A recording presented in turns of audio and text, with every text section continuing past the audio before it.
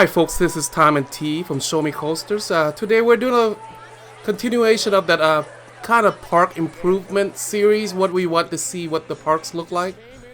Yeah, this weekend was opening weekend and we went to the park, and as of course you know how Six Flags St. Louis front entrance looks like, where you enter and you see the in the World's Fair section is that building.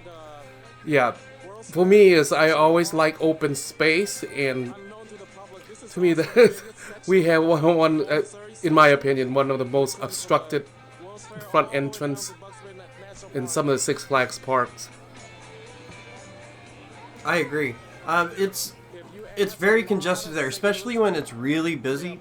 When you come through the front gate, everyone's all congregated right there around that small fountain, waiting for their family and friends. And you're forced to either make a left or right.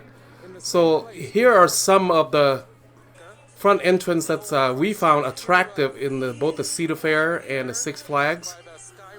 This one is Six Flags Great Adventure in New Jersey, and they have the very open, and in the back you can see the sky bucket. Another one that's got a good entrance is Kings Island has a good entrance. That fountain. Yeah, the fountain there with the Eiffel Tower framing it in the back is a great front entrance when you go in. And what's another one? Chicago has a good one but it has a fountain. It has a double decker. Who else? Carousel. The carousel, yeah, double decker carousel. Who else? Cedar Point. Cedar Point has a good one. My only issue with them is they have the carousel is right there at the front, obstructing the view. It doesn't have the flow. So with these example in mind, this is what we want you to see. Let's start with the front entrance. This is the front entrance to Worlds of Fun. I love these throwaway design. It's very open and very easy on the eye. So this is the aerial map of Six Flags St. Louis. The area that we have highlighted here is the front entrance and the current World's Fair section. So with the new design, we're gonna pull the front entrance to where you enter the park. You know, by the guard check, the metal detector, the fountain area, to expand to accommodate the room for these fountains. They're about 300 feet long. Folks, what you see here, the shaded blue is projected what we want where the fountain to be.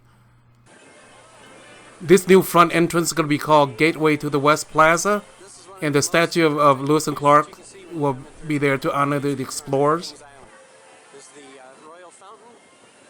So the area encircled in orange here on the map, all these buildings, the Palace Theater, the Main Street gift shops, First Cone and Colonnades and all that, that's all going to be torn down, and we're going to move those down to new buildings that'll be built alongside of the fountain. So instead of the Eiffel Tower, we're going to have the Space Needle in its place, and it'll occupy where the palace is at. So the large black dot there represents where the Space Needle would stand. Now this would be a 2/3 replica. It's standing about 400 feet, and around 365 is where the observation deck would be. Same as Kings Island.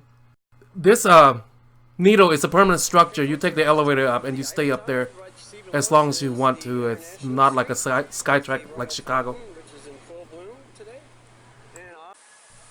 So we just came down from the Needle and we're heading back towards the front of the park. And what we're going to do that's different from Kings Island is we're going to make this whole left side entrance as a big cafe like Louis, where you'll have like an indoor dining area. Sometimes they have concerts. This will also be utilized in the wintertime when they close sections of the park down, where you can have dine when it's cold outside. So this is Fest House at Kings Island. We're using it as an example, but this is their food court and also a live entertainment venue. This is what we would put on the left side of the fountain and include a lot of the restaurants and shops that have been torn down from around the palace area, such as Macho Nachos, 1904 Colonnades, 1904 hot dogs, and your stable like JB's, Chopsticks, Granny's Restaurant, Primo's, and of course Emo's Pizza and Ted Drew's. This building will also serve as a central kitchen and storage place where employees can come get ice and bottles to disperse near the front entrance. We're gonna put 3 of these among the park. Now the park's gonna be big. One where the carousel is at. That's gonna be called Granny's, and another one at the new section, the Boardwalk. So, folks, we're gonna walk you around the building toward the back and show you the new section. We're gonna have a few rides here, 1 coasters and a couple of flat rides to add to this section.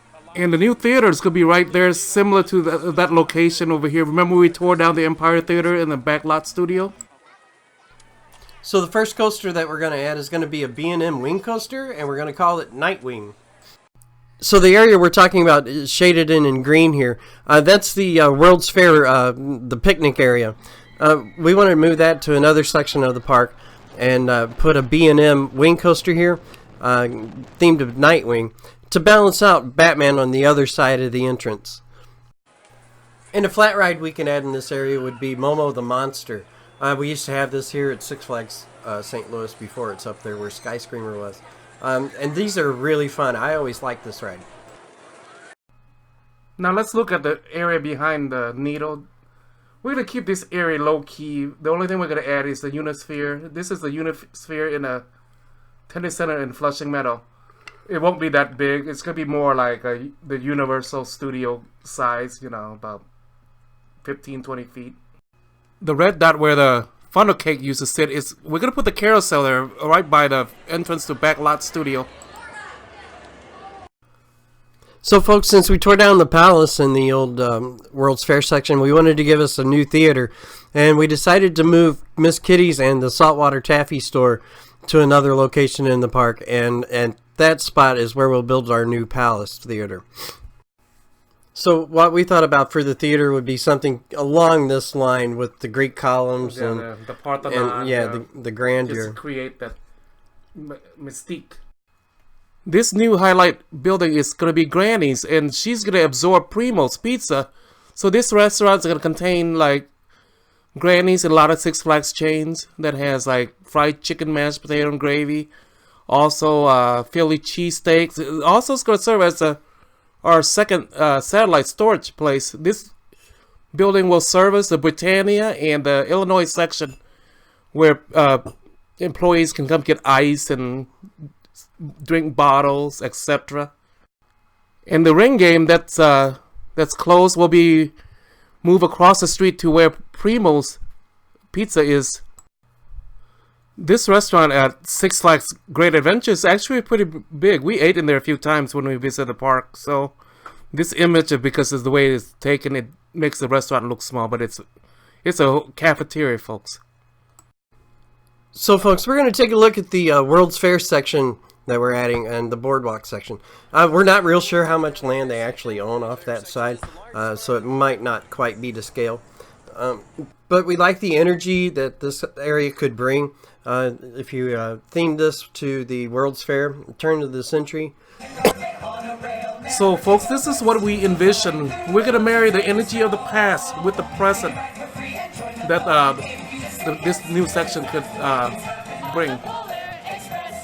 So we're not going to the extent of turning it into a theme park like Silver Dollar City or Disney. It'll still be a distinctly Six Flags park. But this area is going to be a high energy, high entertainment, good, high capacity area that will be utilized year round for parades all season, from Mardi Gras to 4th of July to Halloween and Christmas. This is what we want the potential of this area to be.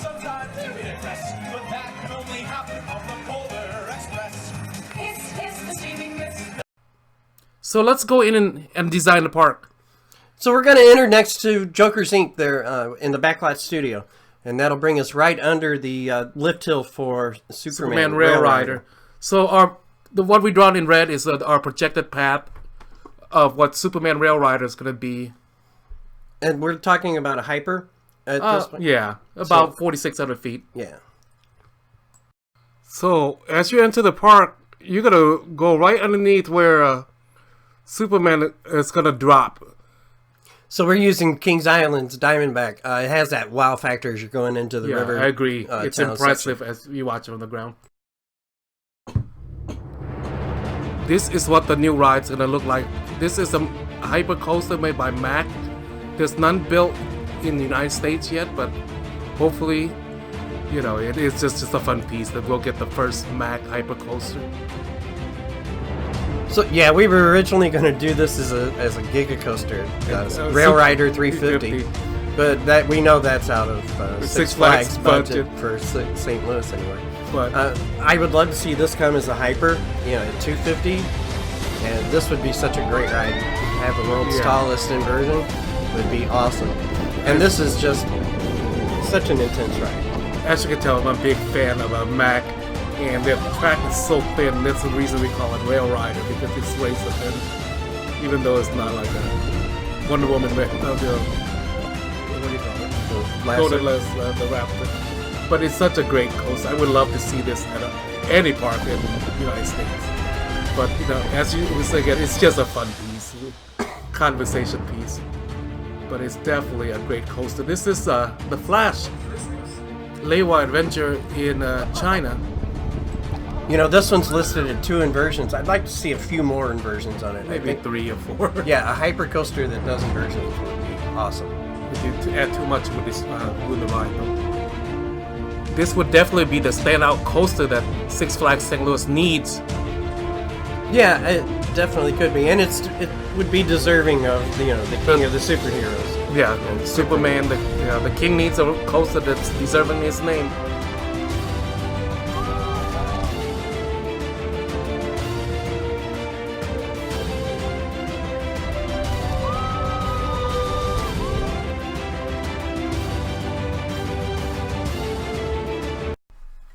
So the section that's highlighted in green here would be the actual walking path through the section of the park.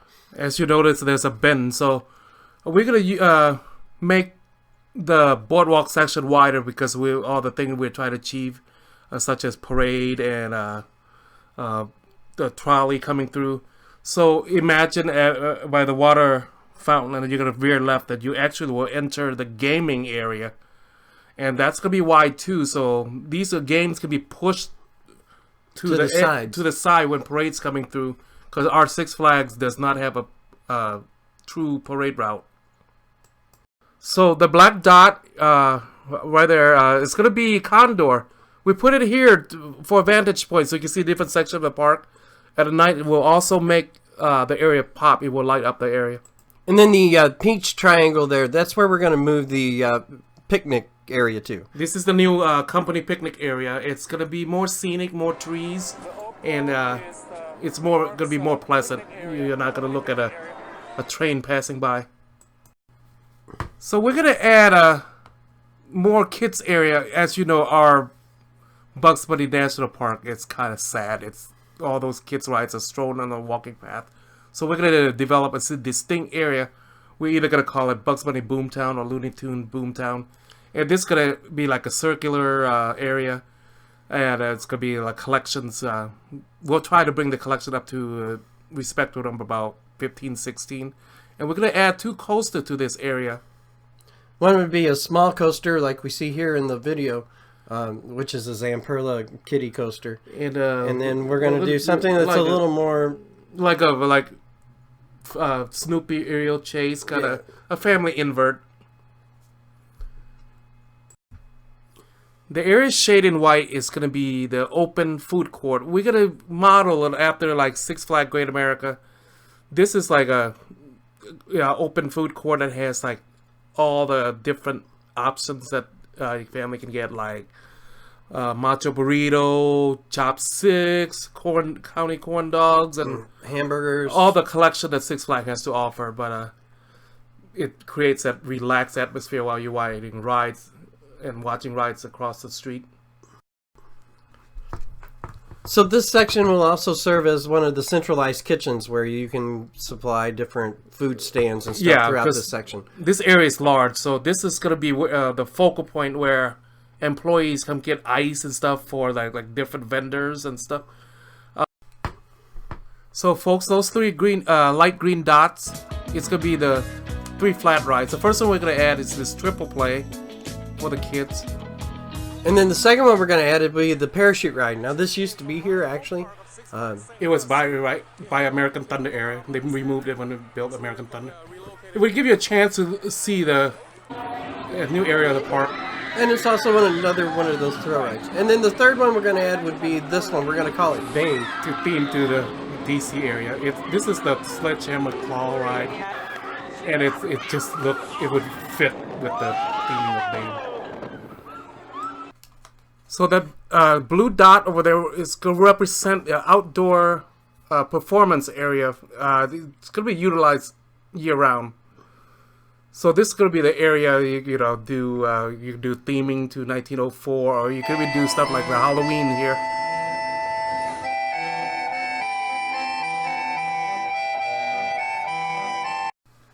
So the light blue dot up there, the large one, is going to represent where our last coaster is going to be. And that's going to be themed to Aquaman. Yeah, we're going to honor him, especially since the movie came out. It's going to be a launch tire propel coaster. This one's made by Vekoma, but we're going to use Sam Perla. I like Sam Perla model much better. So, yeah, it doesn't look that thrilling to me, but it's going to be for the whole family. Yeah, this is a good family coaster. They're not real fast, but they're thrilling enough that they're fun to ride. And I guess when it's cold, they can always drain the waters. But I kind of want to see that the rider actually gets wet. Maybe they'll spray the water on them or something like. Yeah, they could. There's a lot of coasters that do that. Like Shikra and yeah. SeaWorld. And also Fire in the Hole, which is an indoor coaster you get wet on. So that's going to be the last coaster in this section. Last but not least, we're going to give the little guy something to do in this back part of this boardwalk. Yeah, there's a lot of rides that these smaller guys can't ride, so we're going to give them the convoy to occupy their times while mom, dad, or older brother and sisters are riding Aquaman or Superman, so they won't feel leave out. This is actually a fun ride. These come in all sorts of sizes. They can be small or they can be over 1,000 feet long. Like I've seen one as big as 1,600 feet. So it looks fun. I mean, I'm afraid if I ride that, I might break it. Right. I mean, it's definitely geared towards the little one. Guys, but I've seen parents drive it, but make them feel like big boys and girls. And it's good because it can be themed to anything. It can be themed to 4-wheel drive trucks or semi trucks. Yeah, like these trucks here.